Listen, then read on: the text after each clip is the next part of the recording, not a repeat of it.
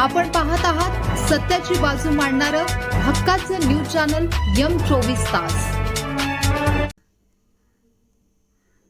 शक्तीपीठ महामार्ग लादण्याचा प्रयत्न करू नका, सतेज पाटील यांचा सरकारला इशारा। कुरळपमध्ये होणार जाहीर सभा। महाराष्ट्र सरकारच्या प्रस्तावित शक्तीपीठ महामार्गाला आता राज्यभरातून विरोध वाढत असतानाच आता कोल्हापूरचे आमदार आणि माजी गृहराज्यमंत्री सतेज उर्फ बंटी पाटील यांनी सरकारवर कडक शब्दात टीका केली आहे। हा महामार्ग शेतकऱ्यांच्या हिताचा नसून तो बळजबरीने लादला जात असल्याचा आरोप त्यांनी केला आहे।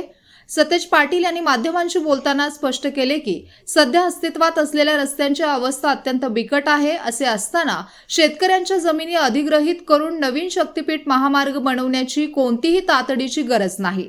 सरकार केवळ हट्टापोटी हा प्रकल्प शेतकऱ्यांच्या माथी मारत आहे असे त्यांनी नमूद केले।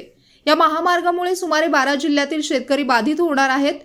या सर्वच जिल्ह्यांमधून शेतकऱ्यांचा तीव्र विरोध समोर येत आहे। जमिनी गेल्यामुळे शेतकऱ्यांच्या उपजीविकेचा प्रश्न निर्माण होईल अशी भीती त्यांनी व्यक्त केली आहे। या महामार्गाच्या विरोधात संघटित लढा देण्यासाठी सांगली जिल्ह्यातील कुरळप या गावी एका भव्य सर्वपक्षीय मेळाव्याचे आयोजन करण्यात आले आहे। सतेज पाटील यांनी सर्व बाधित शेतकरी आणि नागरिकांना या मेळाव्याला मोठ्या संख्येने उपस्थित राहण्याचे आवाहन केले आहे। सतेज पाटील यांनी स्पष्ट केले की शेतकऱ्यांच्या हितासाठी हा लढा अधिक तीव्र केला जाईल। महामार्गाच्या नावाखाली सुपीक जमिनी घेण्यास आमचा विरोध कायम राहील।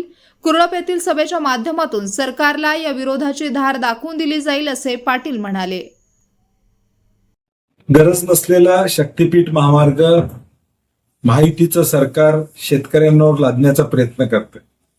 आता असणाऱ्या रस्त्यांची अवस्था वाईट आहे आणि हा गरज नसलेला रस्ता करू नये अशी आमची अपेक्षा आहे। शेतकऱ्यांचा तीव्र विरोध संपूर्ण महाराष्ट्रामध्ये 12 आणि आता नवीन आलेल्या जिल्ह्यांमधून सातत्याने या ठिकाणी होतं आणि त्याच पद्धतीनं सांगलीमध्ये कुरळप या गावामध्ये देखील एक सर्वपक्षीय मेळावा या शक्तीपीठ महामार्गाच्या विरोधात आम्ही घेणार आहोत।